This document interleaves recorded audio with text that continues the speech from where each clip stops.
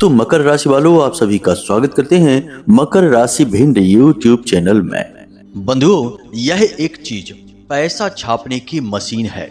इस एक चीज के बारे में इस 2025 में जैसे ही आप जानेंगे, आपके घर में पैसे की बारिश होने लगेगी। कुबेर के खजाने की चाबी भी यदि इसे कहा जाए तो भी यह कम ही होगा। छप्पड़ फाड़ के धन दौलत देती है यह एक चीज। आज के इस कार्यक्रम में हम आपको एक ऐसी अद्भुत, बेहद ही चमत्कारी, बेहद ही क्रांतिकारी और जीवन में हर तरफ से पैसे की बारिश करवाने वाली एक बेहद ही गुप्त, प्राचीन लेकिन बेहद शक्तिशाली चीज के विषय में बताने जा रहे हैं। तो जयकारा बोलो माता रानी का, जगत माई महामाई माँ भद्रकाली की जय बोलो, माता रानी के सांचे दरबार की जय बोलो। बंधुओं, इस कार्यक्रम को जो भी अंत तक देखेगा, हम गारंटी के साथ कहते हैं उसके जीवन में रुपए पैसे की तंगी कभी रहेगी ही नहीं। जी हाँ बंधुओं, यह एक चीज बेहद गुप्त है और इस एक चीज के घर में लाते ही सबसे पहली और महत्वपूर्ण घटना आपके जीवन में यह घटेगी कि आपके जीवन में माता लक्ष्मी का स्थायी निवास हो जाएगा। माता लक्ष्मी का स्थायी निवास होना और माता लक्ष्मी का आगमन होना, इन दोनों में अंतर होता है। आप याद रखना कि माता लक्ष्मी को चंचला भी कहा जाता है, यानी कि इनका मन बेहद चंचल है। जब ये आपके जीवन में आएंगी तो अपने जाने का मार्ग पहले ही बनाकर आएंगी, परंतु यदि आपने इन्हें अपने घर में किसी भी प्रकार से माध्यम से स्थापित कर लिया, यानी कि स्थायी लक्ष्मी आपके जीवन में आ गई, तो फिर वे आपके जीवन से जाएंगी नहीं। रुपए पैसे तो आपके जीवन में आते जाते रहेंगे, परंतु आप अमीर, धनवान, करोड़पति बने ही रहेंगे। जी हाँ बंधुओं, बहुत सारे लोग आपने समाज में ऐसे देखे होंगे कि चाहे उनके जीवन में परेशानियां आती रहें, बीमारी आरामी या फिर घाटा मुनाफा, कुछ भी उनके जीवन में चलता रहे, परंतु उनकी स्थिति कभी डगमगाती नहीं है। पैसे को लेकर वे कभी दर बदर भटकते नहीं हैं, क्योंकि उनके जीवन में लक्ष्मी माता का स्थायी निवास हो जाता है। अब हर एक परिस्थिति से लड़ने का मार्ग भी अपने आप उन्हें दिखाई दे जाता है, मददगार उनके साथ खड़े हो जाते हैं। परंतु सामान्य इंसान के साथ ऐसा नहीं होता है।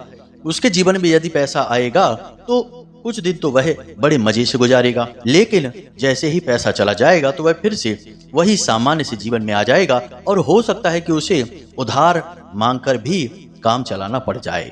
तो आज के इस कार्यक्रम में हम आपको इसी एक चीज के विषय में बताने जा रहे हैं जो आपके घर में, आपके जीवन में माता लक्ष्मी का स्थायी रूप से निवास करवा देगी। पुराने जमाने में जो बड़े व्यापारी हुआ करते थे, उनके पास यह एक चीज निश्चित तौर पर होती ही है। इसीलिए आप देखते हैं कि चाहे किसी को, जो बड़े उद्योगपति हैं, कितना ही घाटा क्यों ना होता रहे, लेकिन उनकी जिंदगी बदलती नहीं है। वे बड़े मजे से ही जीवन बिता रहे होते हैं, बड़े बड़े मकान, बंगले और बड़ी बड़ी गाड़ियों में घूम रहे होते हैं। वही यदि सामान्य इंसान को घाटा पड़ जाए तो वह सड़क पर आ जाता है, खाने पीने की भी हालत नहीं रहती है। तो अब यह इसीलिए होता है कि उनके यहाँ लक्ष्मी माता का स्थायी निवास है, यानी उनकी स्थिति खराब नहीं होगी। बस पैसा चलायमान भले ही बना रहे, आता जाता रहे, पर उनकी स्थिति ज्यों की त्यों रहने वाली है, क्योंकि उनके पास स्थायी लक्ष्मी है। बस यही महत्वपूर्ण बात है। जो इस रहस्य को समझ जाता है उसका जीवन तो बन ही जाता है। तो अब आपको आज इस कार्यक्रम को पूरा देखना है, अंत तक देखना है। इस कार्यक्रम में हम आपको आपके आने वाले समय के बारे में सटीक भविष्यवाणियां भी करेंगे। कुछ ऐसी घटनाएं हैं जिनसे आपको बचकर रहना है और कुछ ऐसे कार्य हैं जिन्हें आपको भूल कर भी नहीं करना है, उनके विषय में भी आपको हम बताएंगे, क्योंकि आपकी राशि के जातकों को संभल कर रहने की बहुत अधिक आवश्यकता रहती है। आपके साथ हमेशा यही होता है कि जरा सी आपकी नजर हटी कि दुर्घटना घटी। हर जगह यही हालात हैं आपके। यदि आपने जरा भी रिश्ते नातों में भी लापरवाही दिखाई तो वहां भी आपको धोखा मिल जाता है। तो अब आपको कुछ ऐसे कार्य भी हम बताएंगे जो आने वाले समय में आपको भूल कर भी नहीं करने हैं। साथ ही साथ इस एक विशेष चीज के विषय में भी अच्छी तरह से समझाएंगे, और फिर जब आप इन कार्यों को करेंगे, इस चीज को अपने घर में स्थापित करेंगे, तो फिर उसके चमत्कार जो होंगे वो खुद आप हमें कमेंट करके बताएंगे। तो चलिए बंधु, महामाई का नाम लेते हुए आज के इस कार्यक्रम की शुरुआत करते हैं। कमेंट बॉक्स में पूरे भाव के साथ लिख डालिए, जय माँ भद्रकाली कृपा करो। यह आपका भाव ही माँ का प्रेम आपकी ओर लेकर आएगा बंधुओं। और तो कुछ है ही नहीं जो हम माँ को दे सके सिवाय अपने भाव के। तो इसमें भी क्या कंजूसी करना, लिख डालिए। हम जब 3 बार कहें तो आप तो 6 बार लिखिए, जरा सी मेहनत ही तो है, बस हमारा भाव है, लिख डालिए। इसी के साथ साथ बंधुओं, यदि आप इस चैनल कार्यक्रम पर पहली बार आए हैं तो आप इस चैनल को सब्सक्राइब अवश्य कर लेना, क्योंकि यह धाम से जुड़ा चैनल है। जब आप इस चैनल को सब्सक्राइब करेंगे तो आप ना केवल हमारे बल्कि महामाई के परिवार के सदस्य बनेंगे, धाम से जुड़ जाएंगे। फिर जो भी पूजा पाठ अनुष्ठान धाम पे चलते ही रहते हैं, इनका कुछ ना कुछ पुण्य, इनका हिस्सा आपको मिलता रहेगा, क्योंकि आप परिवार के सदस्य जो बन गए हैं। इसलिए इस मौके को ना चूकें। तो जब आप चैनल सब्सक्राइब करें तो कमेंट में यह अवश्य लिखें कि मैं भी माँ के परिवार का हिस्सा हूं, ऐसा अवश्य लिखें। इससे होगा कुछ नहीं, माँ तो सब जानती हैं, बस हमें देखकर बहुत अच्छा लगेगा, हमारा सीना गर्व से चौड़ा हो जाएगा कि हमने माँ के परिवार में कुछ नए बालक जोड़ दिए हैं। तो बस इन सब बातों को ध्यान से समझिए। चलिए कार्यक्रम में आगे बढ़ते हैं, मुख्य विषय को प्रारंभ करते हैं। बंधुओं, अब ध्यान से सुनना।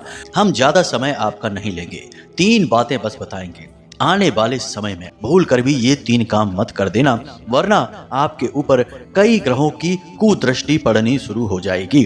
और फिर इसमें ग्रहों का कोई दोष नहीं होगा, दोष होगा तो आपके द्वारा किए गए इन कार्यों का। आपके द्वारा किए गए कार्यों के अनुसार ही ग्रहों के फल भी हो जाते हैं। कोई खूब आपसे कहे कि आपके ऊपर इस ग्रह का दोष है, कभी ना कभी कहीं ना कहीं आपने किसी प्रकार से कुछ ऐसा तो कर ही दिया होगा जिससे कि वह ग्रह आपको नकारात्मक फल दे रहा है। अब जन्म कुंडली में यदि किसी ग्रह का दोष उत्पन्न हो जाता है तो वह आपके पिछले जन्म के कर्मों के आधार पर होता है। परंतु अभी इस समय में यदि ग्रहों के दोष उत्पन्न होते हैं, क्योंकि ग्रह की चाल तो लगातार बदलती रहती है, तो आपके अभी के द्वारा किए गए कर्मों के आधार पर ग्रह यह निर्णय लेता है कि किस प्रकार का फल देना है। जैसे कि बेशक शनिदेव नकारात्मक हो आपके कुंडली में, आपकी राशि में, तब भी आपको पीड़ाएं नहीं पहुंचाएंगे यदि आप भगवान की भक्ति करते हैं, सत्य विचार रखते हैं, सत्य के मार्ग पर चलते हैं, लोगों को बिल्कुल भी सताते नहीं हैं, यहाँ तक कि दान और धर्म और दया को अपने जीवन में शामिल करके रखते हैं, तो शनिदेव की पीड़ा आपको किसी कीमत में हो ही नहीं सकती है। बहुत सारे लोग हमने ऐसे देखे हैं जो शनि की 7.5 में, जिसमें कि लोग बर्बाद हो जाते हैं, सड़क पर आ जाते हैं। ऐसे में उन्होंने तरक्की हासिल की क्योंकि उन्होंने अपने जीवन के सिद्धांतों के साथ कभी समझौता ही नहीं किया। जो है सो है, बस इसी नियम को मानकर चले हैं तो आगे बढ़े हैं। अब यही हाल है राहु का। राहु भी सहचर्य से फल देता है। यदि आपके मन में गलत विचार आते हैं, नकारात्मक विचार आते हैं, किसी की भी चीज को देखकर आपके मन में लालच उत्पन्न हो जाता है, और चलो लालच तो फिर भी ठीक है कि भाई हमें भी ऐसी चीज मिल जाए, परंतु आपके मन में यह विचार आना चाहिए कि हम एक दिन मेहनत करके इस चीज को हासिल कर लेंगे। बजाय इसके यदि आपके मन में यह विचार आ जाता है कि इसने यह चीज कैसे हासिल कर ली, भगवान करे इसकी ये सारी चीजें जल्दी से जल्दी वापस चली जाएं, यह भी बर्बाद हो जाए, तब मजा आ जाएगा। यदि ऐसे विचार आपके मन में आए तो राहु आपकी राशि में, आपकी कुंडली में कहीं पर भी बैठा हो, आपको मिट्टी में मिला देगा, क्योंकि नकारात्मकता को हद से ज्यादा बढ़ाएगा। अगर सकारात्मक विचार है तो उसे भी हद से ज्यादा बढ़ाएगा। तो कहने का मतलब यह है कि ग्रहों की जो स्थितियां आपके जीवन में बन रही हैं, उसके अनुसार अब हम आपको जो 3 कार्य बताने जा रहे हैं, इन्हें आपको भूल कर भी नहीं करना है। अब कोई पूछेगा कि कब तक नहीं करना है गुरुजी? तो अच्छे कार्यों को करने की भी क्या कोई सीमा होती है? गलत कार्यों को ना करने की भी क्या कोई सीमा होती है?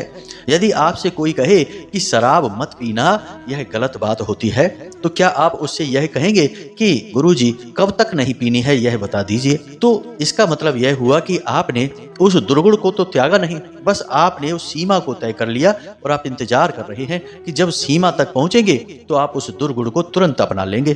तो यह तो और भी गलत हो गया, क्योंकि अब तो आपकी वासना चरम सीमा पर पहुंच जाएगी। इंतजार करते करते आपके मन में लोलुपता बढ़ती जाएगी, वासना बढ़ती जाएगी, व्यग्रता बढ़ती जाएगी, और जब आपको सीमा पर पहुंचने के बाद वह चीज मिलेगी तो आप हद से ज्यादा उसका उपयोग करेंगे। यह तो और भी गलत हो जाएगा। मतलब त्यागना का मतलब होता है त्याग देना, उन चीजों के बारे में विचार नहीं करना। उम्मीद है आप हमारी बातों को समझ चुके हैं कि हम आपसे क्या कहने की कोशिश कर रहे हैं। अब ध्यान से सुनिए कौन से हैं वो 3 काम। सबसे पहला काम जो आपको भूल कर भी नहीं करना है, किसी भी हालत में नहीं करना है, और यदि आपने कर भी लिया है तो उसकी भरपाई आपको करनी होगी, वह है कि अनुशासनहीनता। जी हाँ बंधुओं, शनिदेव को और राहु को अनुशासनहीनता बिल्कुल भी पसंद नहीं है। याद रखना कि शनिदेव और राहु दोनों एक के बाद एक घरों में बैठे हुए हैं। ऐसे में दोनों ही आपके ऊपर बहुत गहरा प्रभाव डाल रहे हैं। दोनों ही वैसे भी मित्र की श्रेणी में ही आते हैं, इसलिए आपको इनका विशेष ख्याल रखना है। आपने भूल कर भी अनुशासनहीनता नहीं करनी है। अब कैसी अनुशासनहीनता, जरा इसे आप विचार से सुनिए और समझिए। आपको सूर्योदय से पहले जागना ही होगा, हर हालत में जागना होगा, चाहे कोई काम हो या ना हो। अब ऐसा हो सकता है कि कभी आप रात में बहुत अधिक देर तक जागे, परंतु किस कार्य के लिए जागे यह महत्वपूर्ण है। यूं ही बिना मतलब में बस टाइम पास करने के लिए देर रात तक जागते रहे, अब सुबह 9 बजे तक 8 बजे तक सोकर जाग रहे हैं, यह बिल्कुल गलत है। इसका नतीजा आपको तुरंत देखने को मिल जाएगा। अब यदि किसी जरूरी कार्य को करने के लिए जागे या फिर किसी विवाह समारोह में या किसी विशेष परिस्थिति में फंस गए, तब रात्रि में जागे और सुबह लेट तक सो रहे हैं थोड़ा बहुत देर तक, तो यह चल जाएगा। परंतु नियमित तौर पर आपको सुबह सूर्योदय से पहले जागना ही होगा। यह पहला अनुशासन का नियम है। दूसरा कि आपको स्नान आदि करने के बाद सुबह के वक्त अपने दैनिक कार्यों से निवृत्त होने के बाद पूजा पाठ अवश्य करनी होगी। जिस भी देवी देवता में आपका भाव है, उनका जाप, उनका चालीसा, उनकी आरती आपको अवश्य करनी ही होगी। यदि आप पूजा पाठ करेंगे, भक्ति करेंगे, तो ही आपके जीवन में सुख, शांति, धन दौलत और संपत्ति आएगी। अन्यथा आप कितनी ही कोशिश कर लीजिए, कुछ भी कर लीजिए, कामयाब नहीं हो सकते हैं। जबरदस्ती खींच तान के, किसी का हक मार के, कहीं से भी जुगाड़ लगाकर पैसा जीवन में ले भी आएंगे तो उस पैसे का कभी सदुपयोग नहीं कर पाएंगे, उल्टा वह पैसा आपको बर्बाद कर देगा। याद रखना, पैसा घर ले आना कामयाबी नहीं है। कामयाबी है जब हम जो कमाते हैं उसमें हम खूब सुखी रहें, घर में शांति रहे और मानसिक शांति सुकून रहे, वही कामयाबी है। तो आपको शुद्ध धार्मिक बन जाना है।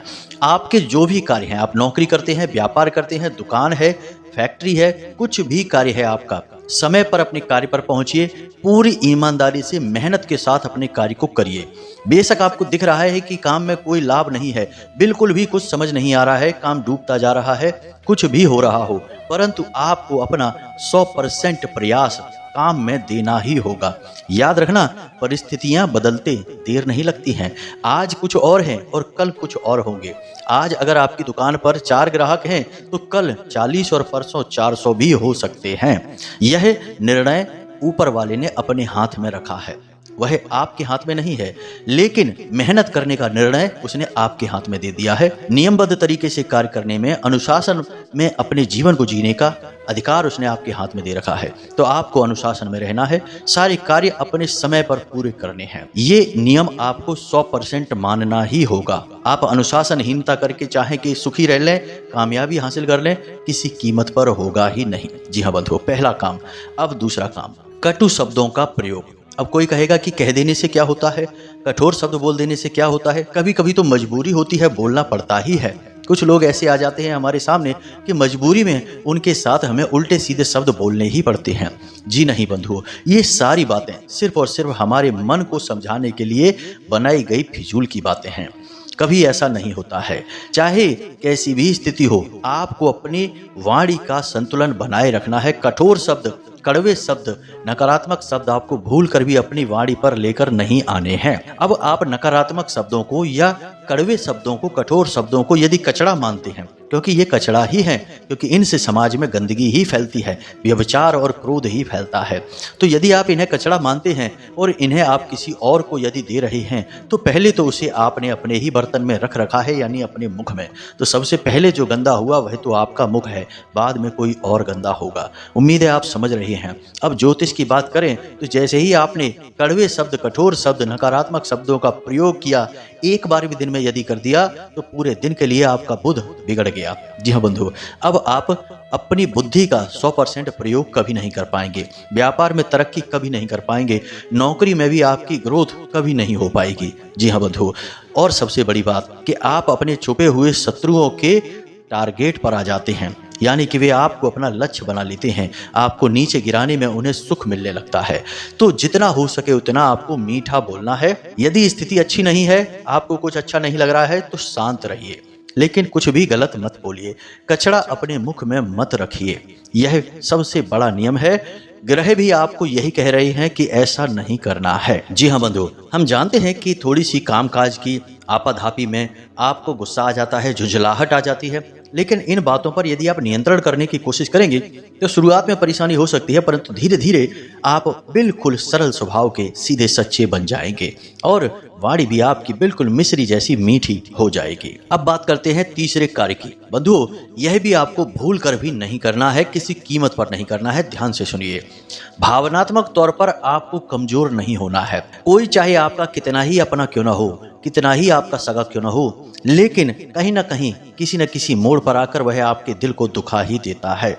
जबकि दूसरों के साथ ऐसा नहीं होता है, लेकिन आप बहुत भावुक इंसान हैं। किसी के द्वारा कही गई जरा सी कड़वी बात, जरा सी तिरछी आंखें, जरा सी तिरछी नजरें आपके दिल में चुभ जाती हैं। फिर आप लंबे समय तक उसी के विषय में सोचते रहते हैं।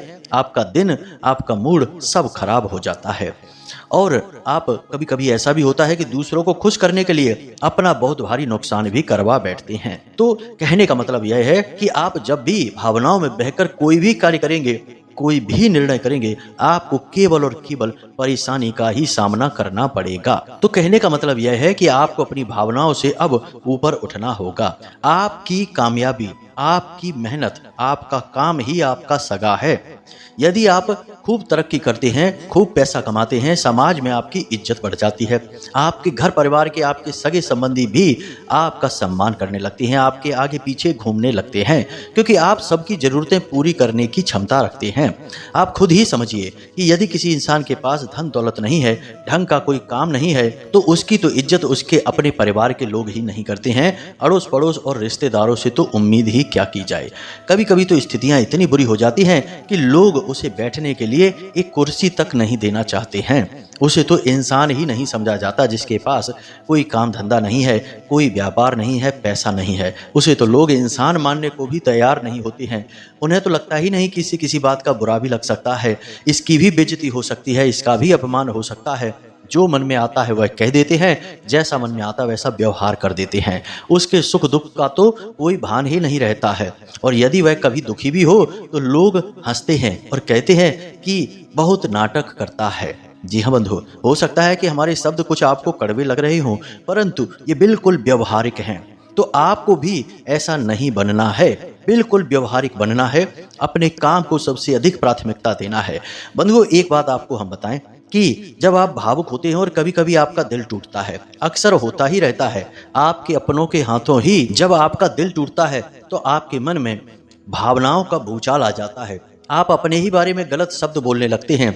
आप कहने लगते हैं कि हमारी तो जिंदगी ही खराब है, हमारा तो भाग्य ही खराब है, किस्मत ही खराब है, हमारे बारे में अब कभी कुछ अच्छा ही नहीं हो सकता, हमारी जिंदगी में अब कुछ भी ढंग का नहीं होगा, भगवान भी हमारा साथ नहीं देते हैं, पूरी दुनिया हमारे पीछे पड़ी हुई है। कुछ इस तरीके के विचार आपके मन में उठने लगते हैं, जो कि बहुत ही गलत है, भयंकर तरीके से आपको ये दूषित कर देते हैं। जी हाँ बंधु, याद रखना कि हम जो सोचते हैं और जो हम कहते हैं, असल में हम वही बन जाते हैं। यानी कि यह संसार, यह ब्रह्मांड, ये यूं कहें कि ईश्वर हमें वही देते हैं जो हम बोलते हैं, जो हम सोचते हैं। इसलिए आपकी भावनाएं आपको हर बार धोखा देती हैं, हर बार फंसाती हैं, पीड़ाएं देती हैं, आपको कमजोर बनाती हैं और आपको मूर्ख भी साबित कर देती हैं। तो आपको अब भावुक होकर नहीं सोचना है।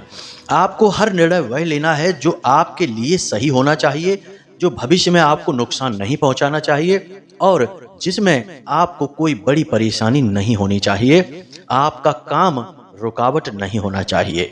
जी हाँ बंधु, यदि ऐसी स्थिति में आपको कोई कार्य करना है तो बेशक कर डालिए, कोई समस्या नहीं है। लेकिन यदि कोई निर्णय आपके काम में रुकावट डाल रहा है, भविष्य में आपको परेशानी पैदा करेगा, आपको पैसे रुपए की धन दौलत की अड़चने देगा, तो आप उसे पूरी तरीके से मना कर दीजिए, बिल्कुल मत करिए, कोई बुराई नहीं है। इस तरीके से यदि आप चलेंगे तो आपको कोई परेशानी आएगी भी नहीं और ग्रह नक्षत्र और भाग्य भी आपका भरपूर साथ देंगे। कई बार आपने यह सुना होगा लोगों के मुख से कि जब कोई कामयाब हो जाता है तो उसके अंदर अभिमान आ जाता है, उसका स्वभाव बदल जाता है। बंधुओं, हम आपको बता दें कि हर बार यह स्थिति नहीं होती है। लोग अभिमानी नहीं होते हैं क्योंकि हमने कई पैसे वाले अमीर लोगों को, कामयाब लोगों को खूब तीर्थ स्थलों पर घूमते देखा है, मंदिरों में दान दक्षिणा करते देखा है, भगवान की पूजा आराधना करते देखा है, तो अभी अभिमानी कैसे हो सकते हैं। लेकिन उनका स्वभाव इसलिए बदल जाता है क्योंकि वे इस दुनिया की कड़वी सच्चाई को जान जाते हैं कि यहाँ कैसे लोग भावों को बनाकर बेवकूफ बनाते हैं। इस बात को वो जान जाते हैं, इसलिए उनका स्वभाव बदल जाता है। वे अपने काम से काम रखने वाले हो जाते हैं। तो उम्मीद है कि आपको ये 3 बातें समझ में आ गई हैं। ये आपकी कमियां भी हैं और आपको इन पर कार्य करना भी है। अब यहाँ तक हम आ चुके हैं। अब हम आपको बताते हैं अपने मूल विषय को, उस एक चीज के विषय में जिससे आपके घर में माता लक्ष्मी स्थापित हो जाएंगी, स्थायी रूप से वास करने लगेंगी। जी हाँ बंधु, तो अब आप ध्यान से सुनिए। एक शंख आता है जिसे हम दक्षिणवर्ती शंख कहते हैं। जी हाँ बंधुओं, यह शंख साक्षात भगवान श्री हरि विष्णु और माता लक्ष्मी का प्रतीक माना जाता है। जिस घर में भी यह शंख होता है उस घर में हमेशा सुख शांति होती है, रिश्तों में मधुरता रहती है, धन दौलत का लगातार आगमन होता रहता है। अब इस शंख को रखने के भी कई विधान होते हैं क्योंकि यहाँ पर बहुत सारे लोग ऐसे होंगे जिनके घर में यह दक्षिणवर्ती शंख होगा भी। तो वे कहेंगे कि गुरुजी, हमारे घर में तो शंख है, फिर भी हमारे यहाँ परेशानियां क्यों हैं? तो आपको इसका जवाब आगे मिलने वाला है, क्योंकि इस शंख को अपने घर में रखने का भी एक विशेष नियम होता है, विधान होता है, तभी यह शंख अपने घर में पूरी शक्ति के साथ कार्य कर पाता है। अब ऐसे तो किसी दुकान पर भी सैकड़ों दक्षिणवर्ती शंख रखे हो सकते हैं, तो क्या वहां पर भी धन वर्षा होगी? नहीं, वहां पर वह एक सामान है। वैसे ही खरीद कर लाकर आपने घर में अपने भी रख लिया तो वह आपके घर में भी सिर्फ एक सामान है। वह एक ऐसी मशीन है जो कभी चालू ही नहीं हुई, तो फिर वह कैसे आपको सुख देगा? तो अब ध्यान से सुनिए कि इस शंख को आपको कैसे जागृत करना है और इसकी पूरी शक्ति का आपको कैसे प्रयोग करना है। आपको यह शंख गुरुवार के दिन अपने घर लेकर आना है। यदि नहीं है तब, और यदि आपके घर में यह पहले से ही है तो आपको देखना है कि इस शंख का आकार घर के सबसे बड़े सदस्य, जो मुखिया, जो पैसा कमाने वाला है, उस मुखिया के हाथ के आकार का होना चाहिए, छोटा नहीं और बहुत बड़ा भी नहीं। अब यह शंख आप लेकर आ चुके हैं। अब आपको इसके साथ क्या करना है जरा ध्यान से सुनिए। इस शंख को अपने घर में लाकर इसे पवित्र कर लीजिए। उसके बाद इस शंख को आप पीतल की एक प्लेट पर रखिए, नीचे एक पीले रंग का कपड़ा बिछाएंगे। अब उस शंख के अंदर आपको कुछ चीजें डालनी है, तो ध्यान से सुनिए। आपको उस शंख में थोड़ी सी पीली सरसों डालनी है, एक हरी इलायची डालनी है, एक सिक्का चांदी का डालना है और इसी के साथ साथ थोड़े से उसमें चावल डालने हैं। अब इस शंख को आपको अपने पूजा घर में माता लक्ष्मी और भगवान श्री हरि विष्णु के पास पीले कपड़े से ही ढक कर रात भर के लिए रख देना है। साथ ही साथ वहां गाय के घी का एक दीपक भी आपको जलाना है और भगवान से निवेदन करना है कि हे प्रभु, हमारे जीवन में जो भी भूल चूक हैं उन्हें आप माफ करिए और हमारे जीवन में बरकत लेकर आइए, धन दौलत लेकर आइए, सुख समृद्धि लेकर आइए। जी हाँ बंधुओं, और स्वयं इस शंख में आप विराजमान हो जाइए माता लक्ष्मी के साथ। इस तरह निवेदन करने के बाद आपको उस शंख को वहीं रखा छोड़ देना है रात भर के लिए। याद रखना कि यह कार्य आपको गुरुवार की रात को करना है। अब जब आप इसे वहां रखा छोड़ देंगे तो रात भर इसमें भगवान की कृपा और आशीर्वाद बरसती रहेगी। याद रखना कि यह शंख खुद भी माता का स्वरूप है और आपने इसके अंदर जो चीजें डाली हैं वे आपके संपूर्ण ग्रहों के सकारात्मक प्रभाव को और अधिक बढ़ा देंगी, क्योंकि वे ग्रहों की ही प्रतीक हैं। अब जब आपने इस शंख को वहां रखा छोड़ा रात भर के लिए, तो दूसरे दिन सुबह आपको सूर्योदय से पहले जागना है और स्नान आदि करने के बाद आपको अपने पूजा घर में जाना है और वहां फिर से एक गाय के घी का दीपक जलाना है और भगवान से निवेदन करना है कि हे प्रभु, आप हमारे घर में विराजिए इस शंख के रूप में ही। और फिर इस शंख को ज्यों का त्यों आपको उठा देना है, यानी कपड़े से ढका रहेगा, प्लेट पर रखा रहेगा और ले जाकर अपनी तिजोरी में रख लेना है। अब जिस अलमारी में आप पैसे रखते हैं, जिस जगह पर आप पैसा लाकर रखते हैं, उस जगह पर इसे ज्यों का त्यों रख देना है। बस इतना सा कार्य आपको करना है। इतने से कार्य को करने से ही आपके जीवन में धन वर्षा होने लगेगी। अगले दिन से ही आपको इसका प्रभाव दिखना शुरू हो जाएगा और कुछ समय में सारी परिस्थितियां आपके अनुकूल बन जाएंगी। बंधुओं, यह बहुत ही शक्तिशाली प्रयोग है। इस प्रयोग के बहुत ही सकारात्मक परिणाम आए हैं। आज तक कोई ऐसा व्यक्ति हमें मिला ही नहीं जिसने हमसे कहा हो कि गुरुजी, हमारे जीवन के धन दौलत से जुड़े हुए संकट इस प्रयोग करने के बाद समाप्त नहीं हुए हैं। यह 100% कार्य करने वाला प्रयोग है। बस आपको इसे पूरे मनोभाव के साथ करना है, साथ ही साथ अपने दुर्गुणों पर भी कार्य करना है, जिनके बारे में हमने आपको इस कार्यक्रम में बताया है। तो अब उम्मीद करते हैं कि आपको यहाँ तक सारी बातें समझ में आ गई होंगी। आप इन बातों का प्रयोग करेंगे और अपने आने वाले समय को सुंदर बना डालेंगे।